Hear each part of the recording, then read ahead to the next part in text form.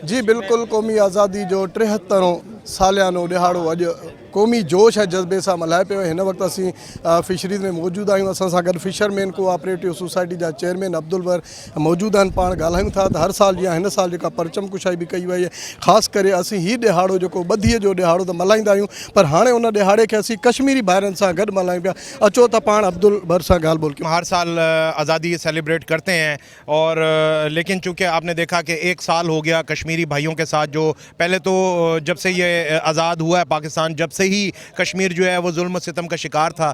लेकिन चूंकि हमारे कायद आज़म ने फरमाया कि कश्मीर जो है वो हमारी शहर है, तो हम ज़ाहिर है शहर के बगैर तो इंसान की जो है वो खुशी भी खुशी नहीं होती।